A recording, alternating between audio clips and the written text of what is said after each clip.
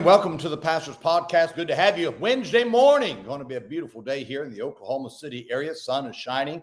And I think we're kind of through the cool weather for the next few days. And it's springtime. Hard to believe. Yesterday, we get a little impatient with summertime. Then summertime comes and we're impatient with summertime. But I'm enjoying what God's doing right now and certainly looking forward to tonight. Bible study tonight. We're teaching on beginnings, the study of Genesis. And I would encourage Maranatha Baptist Church. Let's be in our place tonight. 7 o'clock, you be there. If you can make it for the 6:15 teaching times, that would be a good thing as well. And I think every teaching time is important. The Bible talks about teaching and preaching, the importance of both working together. And I would encourage you to make sure you're in your place tonight, 7 o'clock. Let's have a great service tonight. And wherever you are, you be in your midweek service. Your pastor has prepared and studied, and you need to be there. So let's be in our place. Well, today, I want to talk about God living through my life. In Jeremiah chapter 4 and verse 2, the scripture says, "And thou shalt swear, the Lord liveth in truth, in judgment, and in righteousness. And the nations shall bless themselves in him, and in him shall they glory." Jeremiah said that the Lord liveth in three things. In other words, in these three things are in your, these three things, they're in your life. And you will find that God will have the ability to do what he desires to do through you if you will do them. Now, you have to understand that at any time one of these three things is not evident in your life is when God can no longer do through your life what he could do if you did that thing. Now, let's discuss these three critical things you need for God to have free reign in your life to live through you. First, righteousness must reign in your life. Now, righteousness is more than not doing those things which are wrong, but it is doing those things which are right.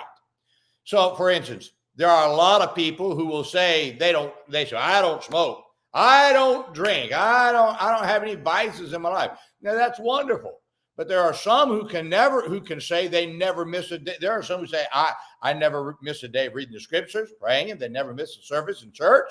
Now these are all good, and you ought to do that. But you must also do righteousness for God to have free reign in your life. So serving God through ministry and soul winning is doing righteousness. Simply put, I don't do wrong things so that God has free reign to do greater works in my life.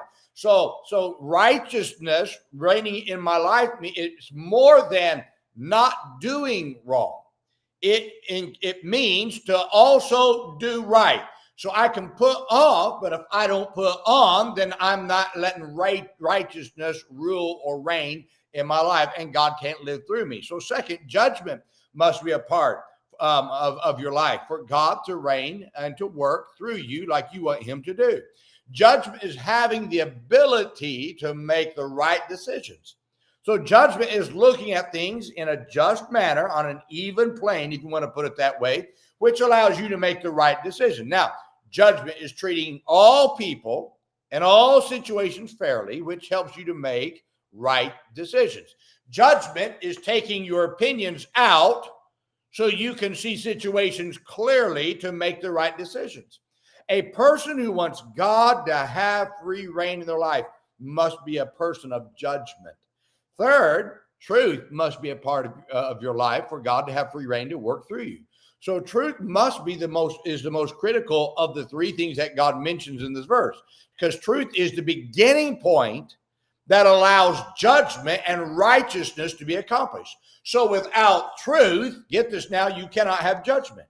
And without judgment, you will not do righteousness. See, it's critical that truth be your primary focus, because truth causes you to have judgment, and judgment causes you to do righteousness. Now, if truth is so critical, then what is truth? Okay. So truth is being honest in word and in all that you do. Truth is the foundation of all that the believer does. For instance, Jesus declares himself to be truth in John 14:6 when he says, "I'm the way, the truth, and the life." A believer must be truthful to a fault if they want God to have free reign to do a great work in their life. Now, you show me a person who's dishonest, and I'll show you a person that God is not first in their life, and he cannot reign through their life. You cannot be dishonest and the truth be first in your life. Truth is critical to the Christian life. It is critical to salvation. It is critical to all that is possible for the believer to do. So if there's something you must do to allow God to have free reign in your life, you must be so in love with truth that any deceit and honesty and dishonesty seems despicable and abominable. You get this now? To be in love with truth and to be focused on truth is to be in love with God and all that he wants you to do. Now, I want to encourage you. Never be so entertained. Never entertain dishonesty and deceit. Don't entertain those things in your life.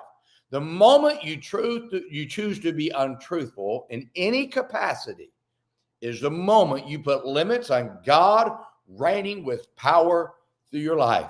Many a person they stomached dishonesty and lies. Well, it's just a little lie. That little lie keeps you, get this now, from letting God reign in your life. Truth is where everything starts. So let's be truthful as God's people. Then all these other things start happening and God can work through your life. Well, I hope this is a help to you today. Now, let's remember today, be good to everyone. Everyone's having a tough time. Have a great